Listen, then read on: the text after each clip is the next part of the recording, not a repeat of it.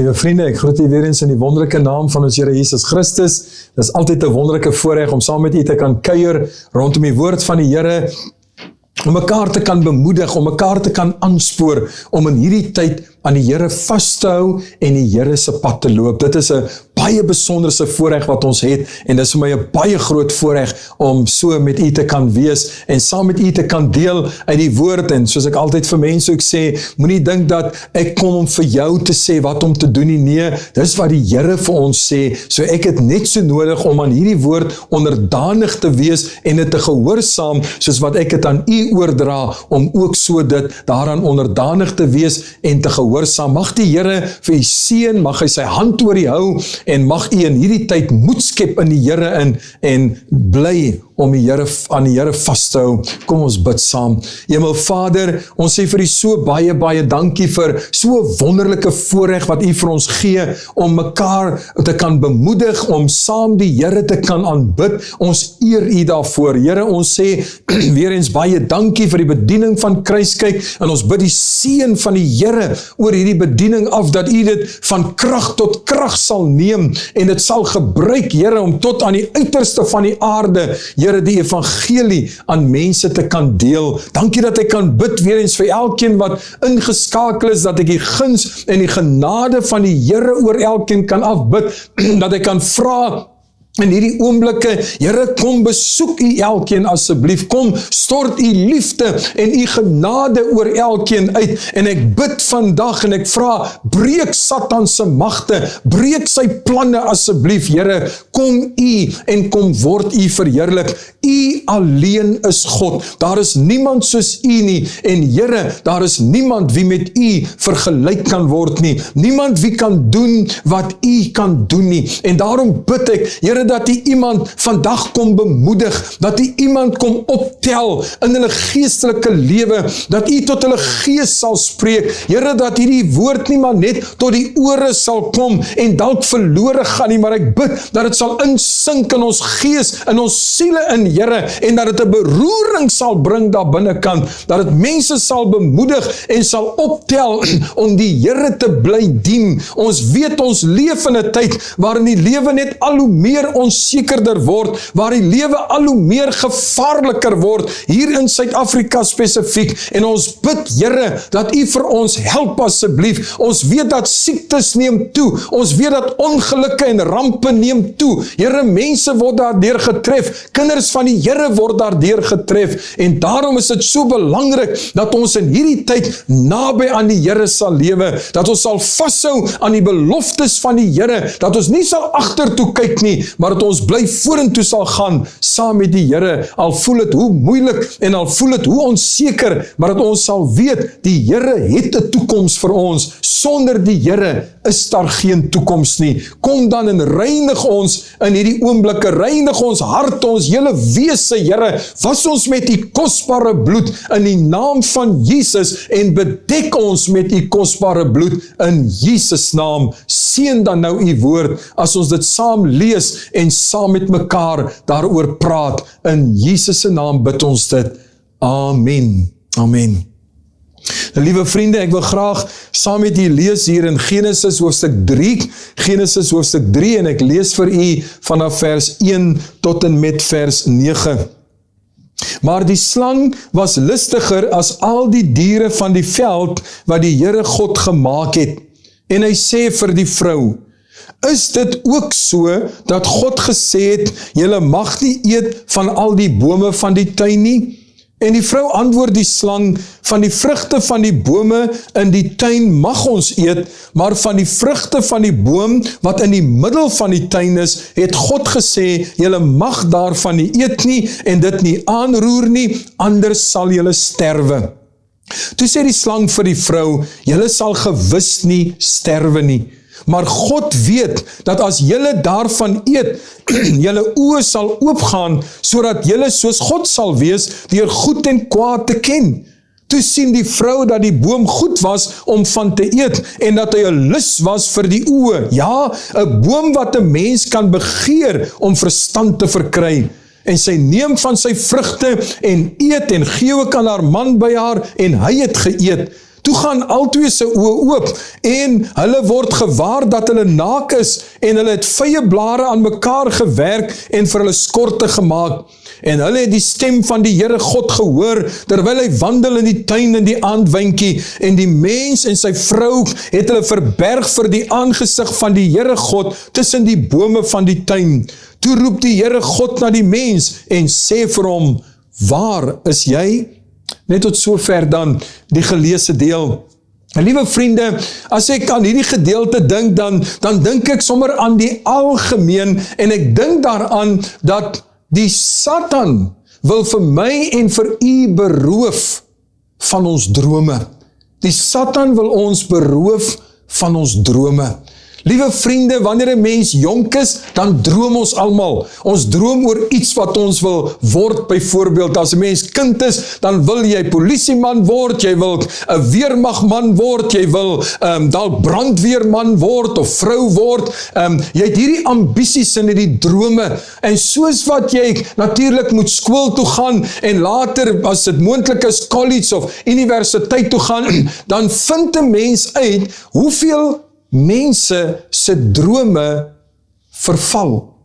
Dit word nie verpletter as sulks nie, dit verval in hulle lewens. Die droom wat hulle gehad het, word al hoe swakker, en die dryf om dit te bereik, kom baie keer by 'n punt waar dit heeltemal verdwyn. Nou, dit is vir my en vir u belangrik om te moet weet, ons het 'n vyand, ons het 'n siele vyand, wat alles wat mooi is, waarna ons begeer, hy wil dit van ons steel, hy wil dit van ons af wegvat, hy wil ons eintlik doodmaak, dis waaroor dit gaan.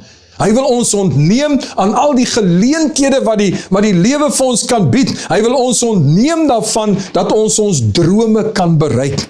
En daarom is dit belangrik, dat ek en u moet weet, dat hy dit nie net teenoor sekere mense doen nie, maar teenoor alle mense. Hy probeer alle mense beroof van hulle drome.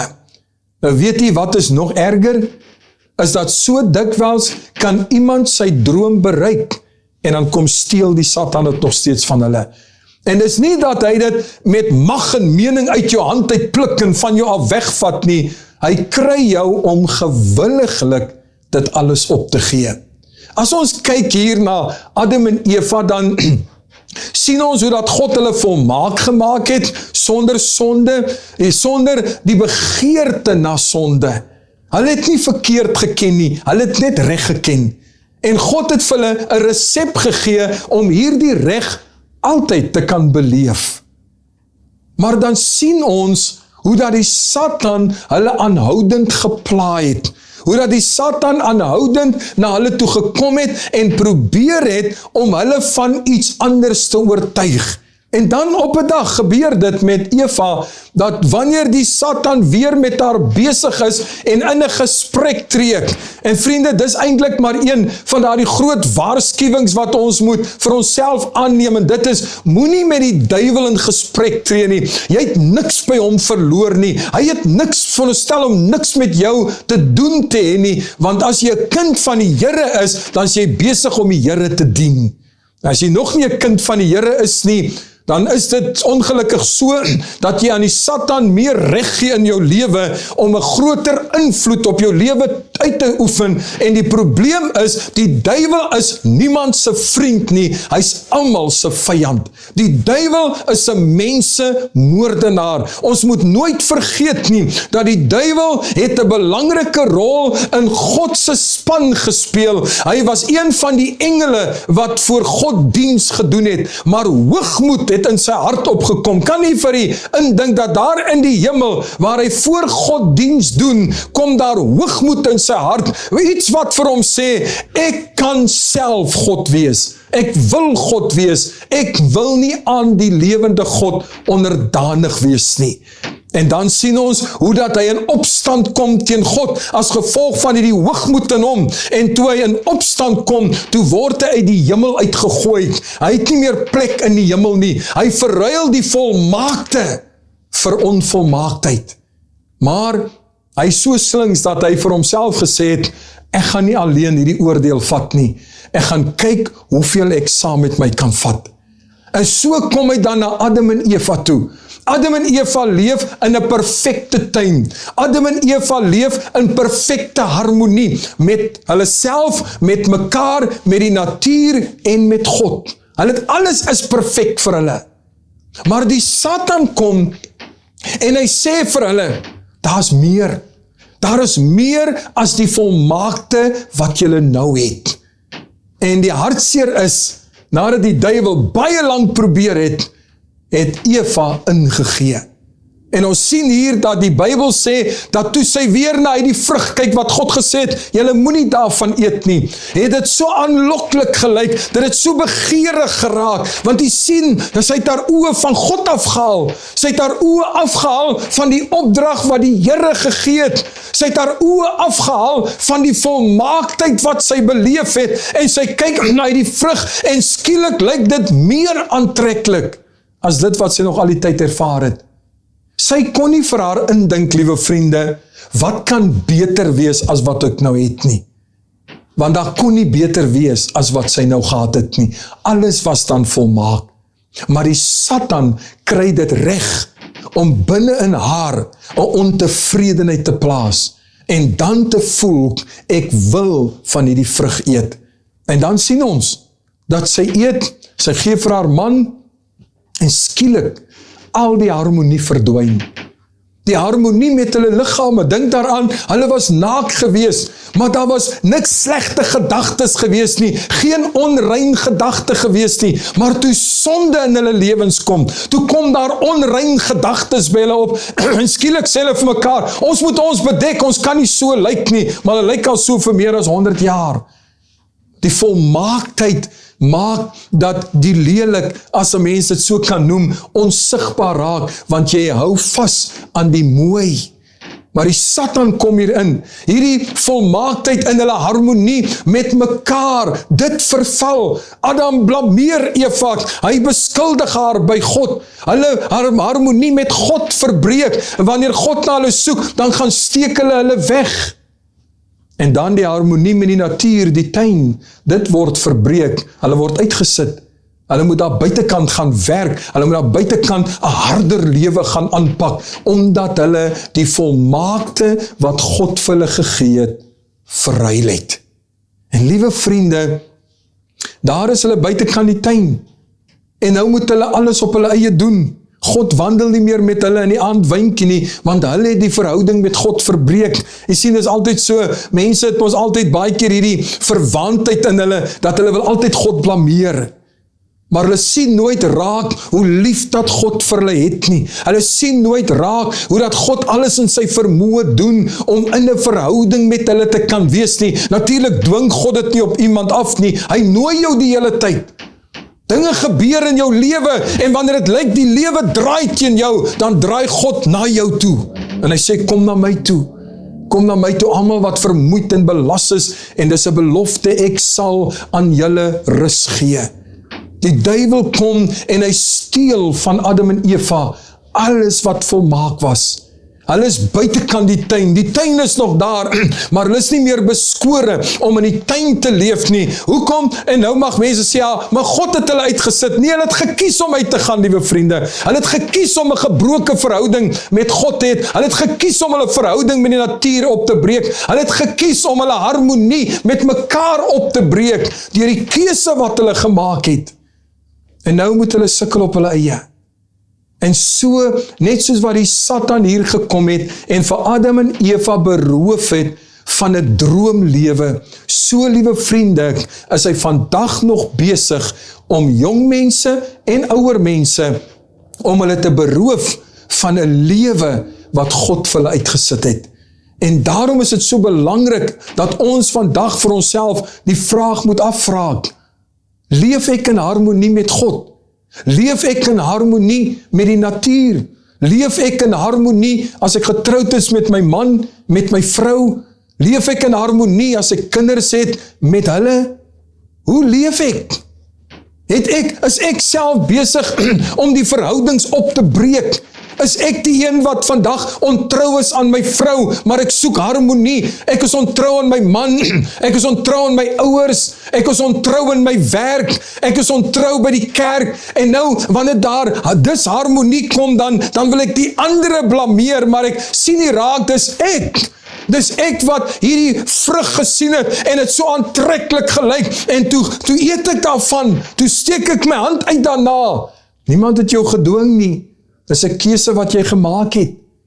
So liewe vriende, die Here wil vandag vir my en vir u sê, sy begeerte is om my en u te help om ons drome te kan vervul. Sy begeerte is om my en u te help om hoër hoogtes in die lewe te kan bereik. En asseblief, ek praat nie van hier dat jy moet die beste van alles wees. Jy moet in die beste huis woon. Jy moet in die beste kar bly. Jy moet die beste in die span wees. Jy moet die beste in jou kerk wees. En jy is die beste in jou huis nie. Nee, dit het niks daarmee te doen nie.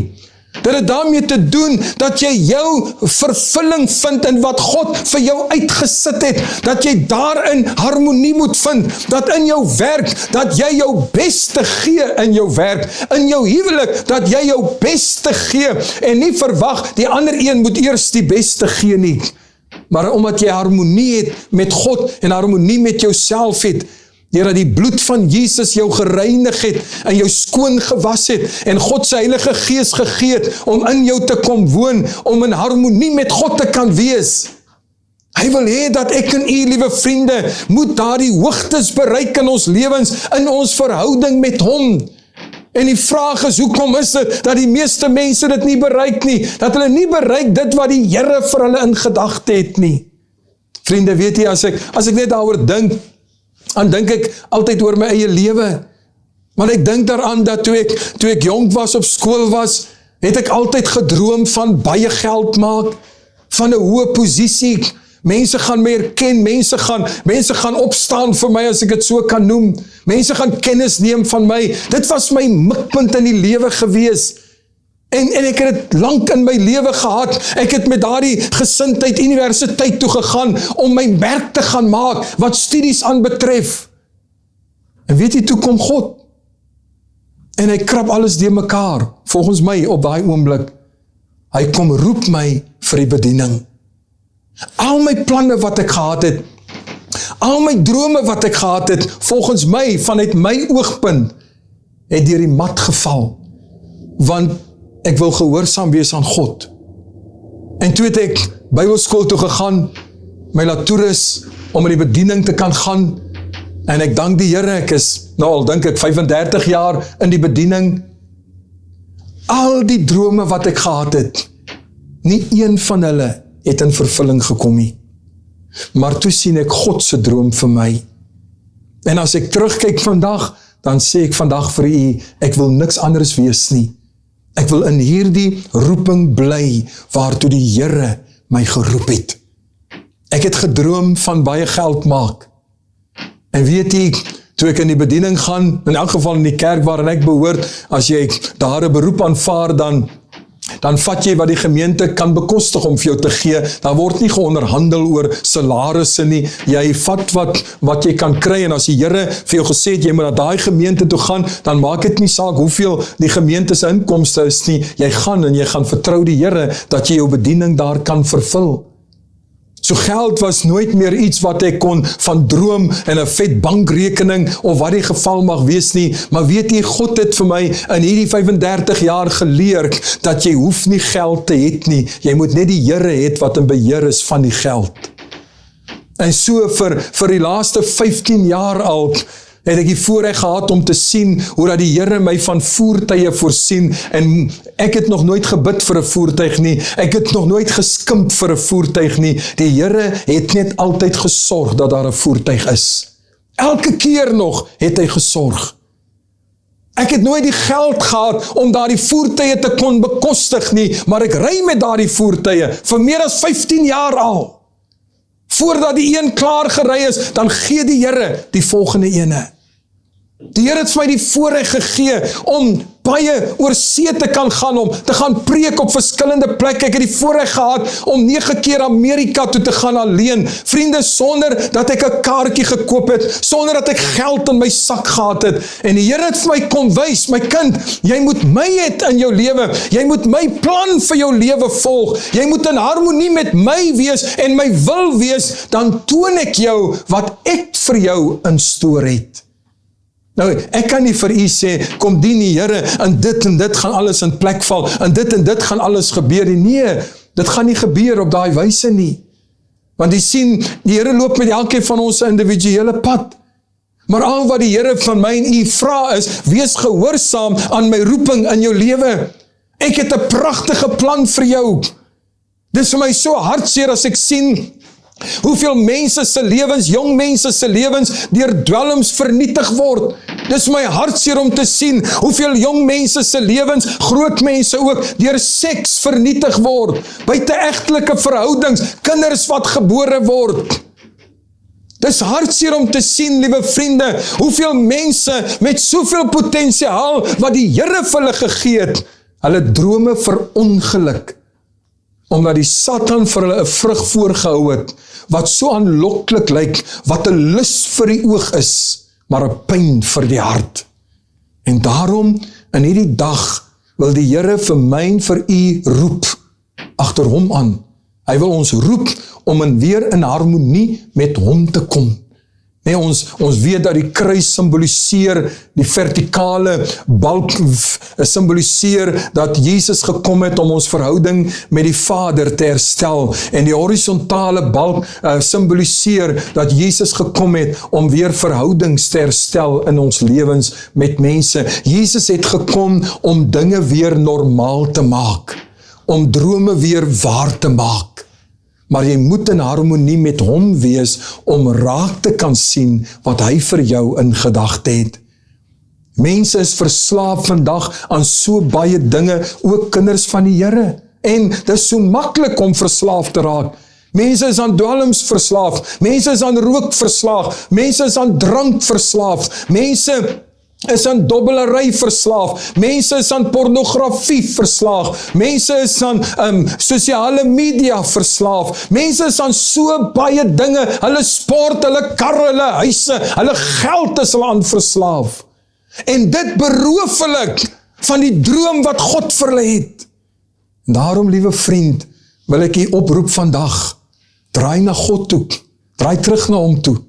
Want weet jy, dis wat Adam en Eva gedoen het, ongelukkig baie laat in hulle lewens. In Genesis 4 lees ek die volgende woorde, die heel laaste vers 26, en ook vir Set is 'n seun gebore, wat hy Enos genoem het, en toe het hulle die naam van die Here begin aanroep. So, het begin eintlik by 25, Adam het weer sy vrou beken, en het weer 'n seun gehad met die naam van Set, in die plek van Abel, en eers nadat Set self weer 'n kind gehad het, met ander woorde, toe Adam en Eva ouma en oupa word, het hulle eers weer die aangesig van die Here gesoek. Hoekom so laat? Hoekom het dit so lank gevat? Dit kan vandag vir u gebeur, dat u nou na die Here roep, dat u nou vir die Here sê, Here, ek kom terug na u toe. Ek kan nie en ek wil nie sonder u wees nie. Ek wil nie my eie planne volg nie, want my eie planne val gedurig deur die mat, net as ek dink, dit begin opstyg. Here, ek kom terug na u toe. En ek vra u, wees my genadig, laat u wil vir my lewe weer in vervulling kom. Liewe vriende, dit is wat die Here vir elkeen van ons in gedagte het. Keer terug na jou droom, want dit is nooit te laat nie. Kom ons bid saam. Hemelse Vader, ons aanbid u in hierdie oomblikke. Ons sê vir u baie, baie dankie dat u bemoeienis met die mens maak. Ons sien dat selfs hier, nadat Adam en Eva gesondig het, dan kom u agter hulle aan en u vra vir hulle, mens, waar is jy? Hulle steek weg, hulle hardloop weg, maar u kom agter hulle aan. En so, Here, kom u ook agter ons aan, en hier vandag, deur die televisie, kom u agter mense aan, en u kyk vandag iemand in die oë, u kyk 'n jong man in die oë, u kyk 'n jong meisie in die oë, u kyk 'n man en 'n vrou in die oë, wat afgedwaal het van hulle droom af, en u sê vandag vir hulle, waar is jy? Kom terug na my toe. Ek bid daarvoor, in die naam van die Here. Amen. Amen.